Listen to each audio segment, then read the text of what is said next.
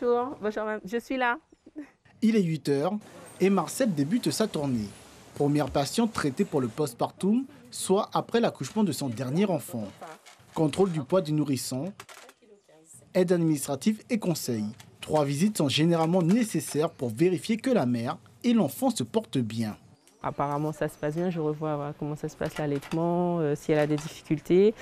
Et puis sur le plan médical aussi, vérifier qu'elle a une bonne tension, au niveau des seins, qu'il n'y a pas de crevasse à soigner, des conseils à donner, au niveau des saignements que ça s'écoule normalement.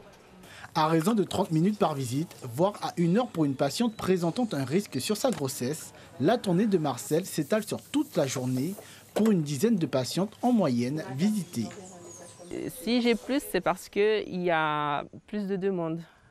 Donc je pense que quand même en libéral, on est un peu en manque d'effectifs, un peu comme à l'hôpital, en PMI, enfin un peu partout, même en métropole. Et donc ce manque d'effectifs, ça se fait ressentir, les patientes elles vont rester sans suivi.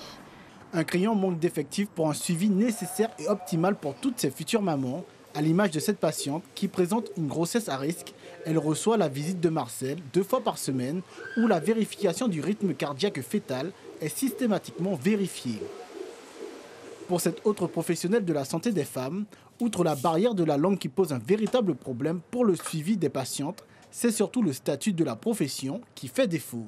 C'est le fait qu'on ait un statut qui ne soit pas tout à fait reconnu auprès de l'État ou de la sécurité sociale. On n'a pas le statut de profession médicale, mais plutôt un statut de paramédical. Et donc du coup, on ne peut pas avoir au même titre qu'un médecin une secrétaire médicale. Je pense qu'on est nombreuses à être épuisées, que ce soit en libéral ou en hospitalière ou en HAD. On est toutes très très fatiguées parce qu'on tire sur la corde. On nous demande de plus en plus sans avoir plus de temps finalement. Les 250 sages-femmes du territoire ont vu leur champ de compétences augmenter au fil des années, sans pour autant voir une revalorisation salariale et une augmentation d'effectifs pour le 2e département de France en termes de natalité.